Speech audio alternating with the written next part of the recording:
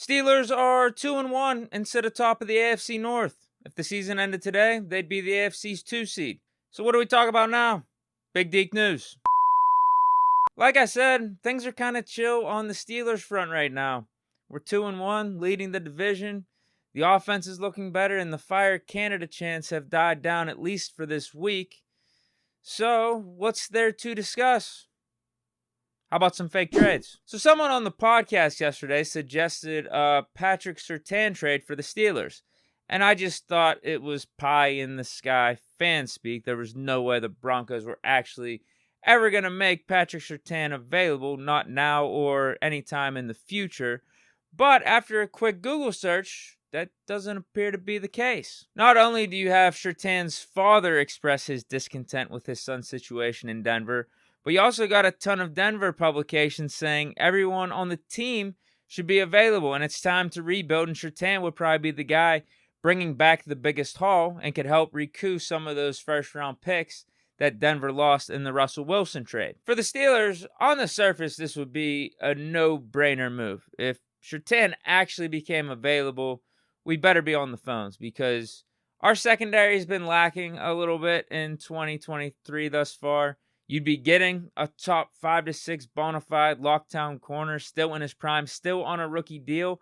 Now, you would have to pay him eventually, but I don't think that would be a problem for Pittsburgh with how our team's constructed right now because our 2 starting outside corners are going to have deals that are expiring pretty soon. Levi Wallace is up after this year, Pat P up after 2024.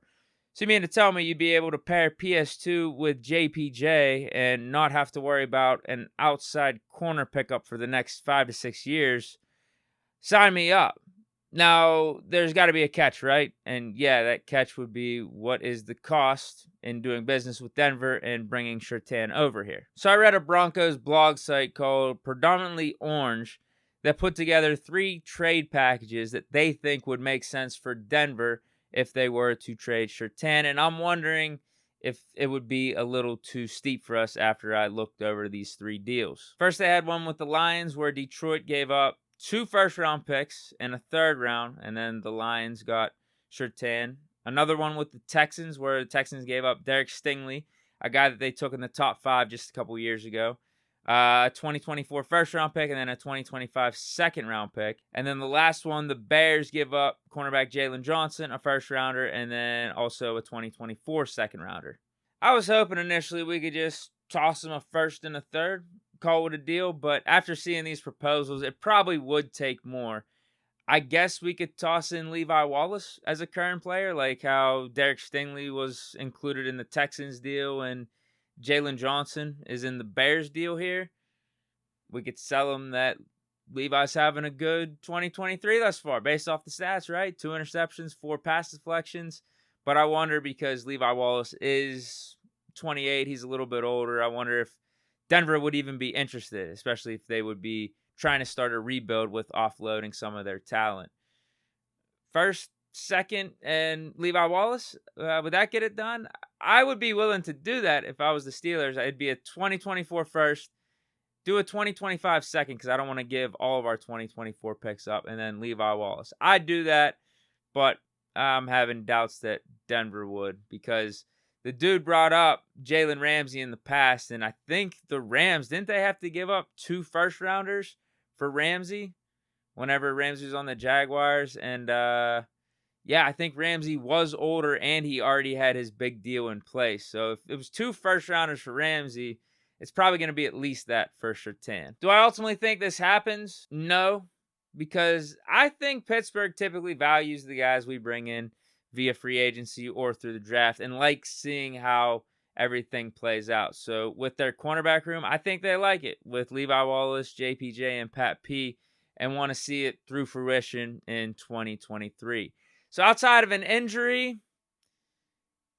yeah, it's either an injury or they would actually give up Pat P or Levi Wallace in a deal, but I don't know if Denver wants either of those guys considering the point they are in each of their careers respectively. If they were to bring in Surtain, it would probably be overkill in the cornerback room, and then considering the assets you'd have to give up and probably multiple first-rounders, I don't know if the team would see it as worth it. And again, I don't think this ultimately happens, but it would be crazy just to think about an outside cornerback duo of Surtain and JPJ for the next 5 to 6 years.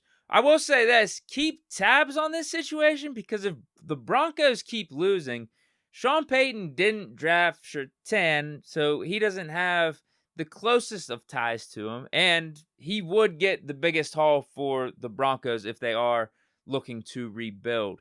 So if they keep losing, they get to like 0-4, 0-5, 1-6, something like that, and our secondary isn't up to par over these next 3-4 weeks, it could be something taken a little bit more seriously. It could be something that Omar Khan actually presses the red button on. So we'll see. But yeah, just something to talk about on a Tuesday, because I don't think there's any like really big pressing issues right now for the Steelers, or any big hot button topics, anything that's out there. So I thought this would be a fun little segment, fun little video to do. But let me know your thoughts. If you'd be willing to make a trade for Patrick Surtain, considering the circumstances and what it might take. But again, that's it for today's episode. Hope you enjoyed. Stay chilling, and peace.